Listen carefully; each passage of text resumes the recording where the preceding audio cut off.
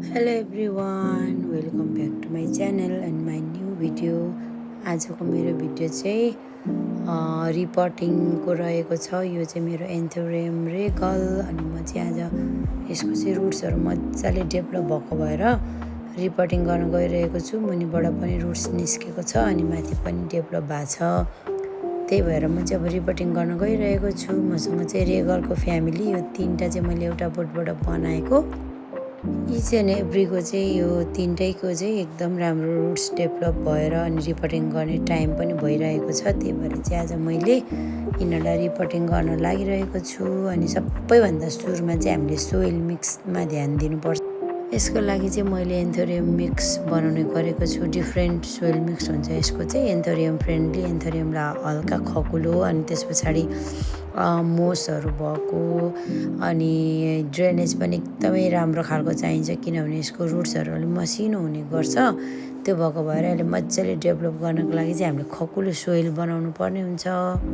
अनि same time मैले चाहिँ यो पट पनि सानो भएको भएर पट पनि एक्सचेन्ज गर्दैछु। यसको त्यो साइज अनुसारको पटहरू चाहिँ मैले यहाँनिर रेडी गरेको छु।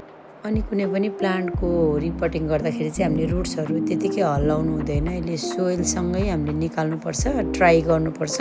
अनि मेरो चाहिँ लास्ट इयरको सोइल पनि एकदमै वेल ड्रेनेज खालको खकुलो खालको बनाएको थिएँ मैले।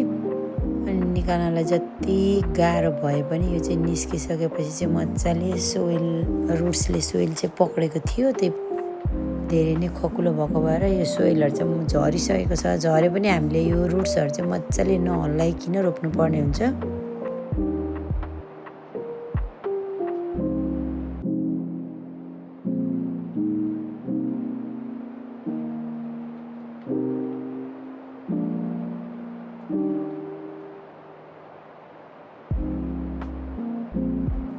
अनि यसरी रोपिसकेपछि चाहिँ अन्त्यमा हामीले चाहिँ माथिबाट यो स्मोकको चाहिँ स्लो रिलिज हो, फर्टिलाइजर एकदम स्लो यसले चाहिँ रिलिज गर्छ। अनि यसलाई चाहिँ अलिक 6 मन्थ स्लो रिलिज हो। रेयर प्लान्टहरूलाई चाहिँ मोस्टली हामीले चाहिँ फर्टिलाइजर दिएकोदै गर्नु हुँदैन, किनभने यसको रुट्स पनि हल्लिने चान्सेस हुन्छ।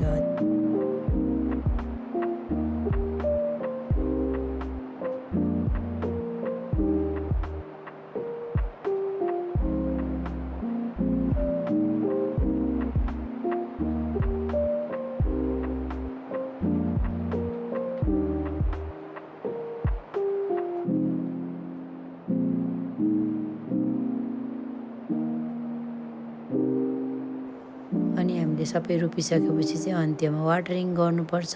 वाटरिङ गर्दाखेरि चाहिँ फर्स्ट रोपेको दिनमा चाहिँ एकदमै तलसम्म झर्ने गरेर पानी मुनिको होलबाट निस्किने गरेर हाल्नुपर्छ, किनभने यसले चाहिँ मजाले पानी चाहिँ सोच्नुपर्ने हुन्छ। फर्स्ट डेमा चाहिँ रुट्सले सबैतिर पानी पाउनु पर्ने हुन्छ। त्यही भएर हामीले चाहिँ यसरी मजाले रोपेर पानी हालेर राखेँ। आजको लागि चाहिँ मेरो भिडियो यति नै थियो। Thank you for watching. See you next video. By.